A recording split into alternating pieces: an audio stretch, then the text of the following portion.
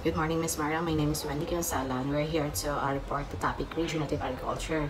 And we have here the example of a farm model which is located in Senegal, California, USA. The name of the farm is the Singing Frog Farm. So it's about this farm. So this success story of demonstrate the transformative power of regenerative agriculture venture in addressing environmental challenges. By adopting practices that prioritize soil health. So di-prioritize nila ani ang soil health, biodiversity, and ecosystem resilience. These entrepreneurs are not only improving agricultural productivity, but also mitigating climate change and promoting sustainable food system. As the global demand for sustainable and regenerative agriculture continues to grow, this inspiring example serve as the beacon of hope and inspiration for a greener and more sustainable future. So overview. So the Singing Frog Farm, a small-scale organic farm, has embraced regenerative agriculture principles by focusing on soil health. They have increased biodiversity, improved water retention, and enhanced nutrient cycling. So the insights is no-till farming. So kanina siya ang farm is avoid nilang tilling the soil, which reduces the soil disturbance and promote microbial activity. Cover cropping. So they also have this cover cropping. They plant cover crops during fallow periods to prevent erosion and fix nitrogens and enhance soil structure. Yeah, biodiversity is the farm cultivates diverse crops, including vegetables, fruits, and flowers, creating a resilient ecosystem. And then ang impact sa kanina farm is they have increased yields, reduce input cost, and contributes to carbon sequestration. So next is the example of tech-enabled regenerative agriculture. So kanina nga kuan is nag-advance sila sa technologies like IoT. IoT stand for Internet of Things, and also AI. AI stand for Artificial Intelligence, and automation, and also greenhouse and site light. So regenerative agriculture practices has proven to enhance efficiency, productivity, and sustainability. So this picture is the Singing Frog Farm of California, USA. So the overview here is Singing Frog Farm is a small-scale, highly productive regenerative farm known for its no-till vegetables farming system, which enhancing soil health and biodiversity. In the technology integration, the farm utilized IoT, or the Internet of Things device, from prices, irrigation control, and ensuring that water is used efficiently and only when necessary. So automated weeding robots help maintain the number till system, or without descripting the soil, preserving its health and the carbon sequestered within it. So the outcome here is the combination of regenerative practices with IoT, or the Internet of Things, and automation has led to a significant increase in vegetables yield per acre, or to reduce water usage, and the decrease in labor cost. The farming success demonstrates how small-scale operations can benefit from smart technology to achieve sustainable and profitability. Regenerative agriculture has a social impact to both farmers and the local communities, because let's talk about regenerative agriculture.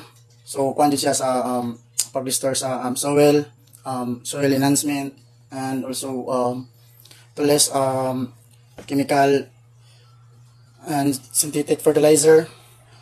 So regenerative agriculture na po sa impact in terms of profitability,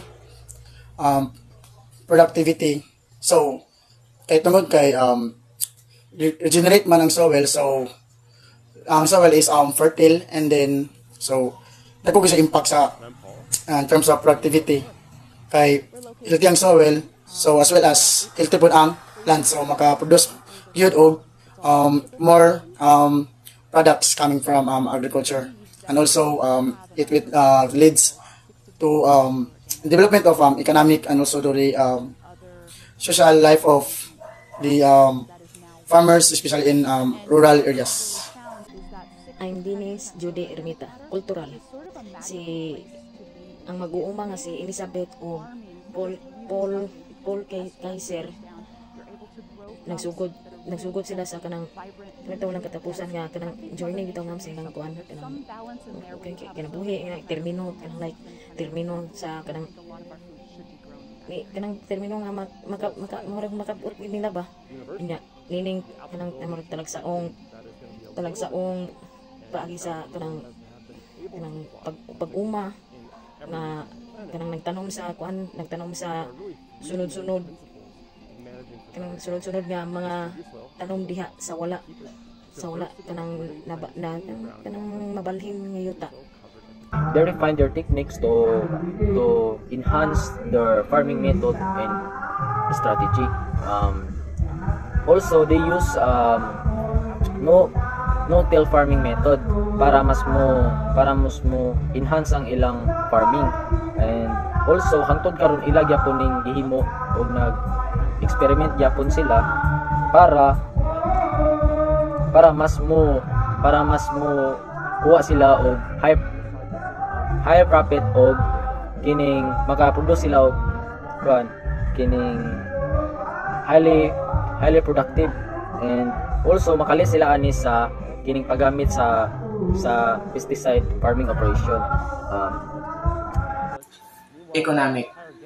Ang mga foods or mga pagkaon nga kanang ginatanom sa bukid or kanang sa farm, ginabaligya siya pinaagi sa kanang singing frog farm or CSA, community supported agriculture. O ginani ang CSA kina siya listahan silbi o pamaagi silbi 40% sa farm output while 50% sa kanang ginabaligya sa market o 10% sa local nga mga restaurant. Og sila kay hardworking, then ginapahalaghan, then necessary productive farm to continue operating.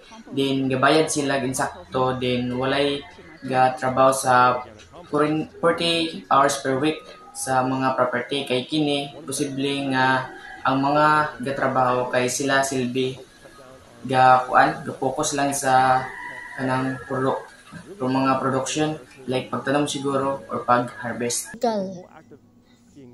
Community supported agriculture or CSA is one type of direct marketing. Such as a type of direct marketing and consists of a community of individuals kinsa nag-pledge nga mo support sa farm operation so that the farmland becomes either legally and spiritually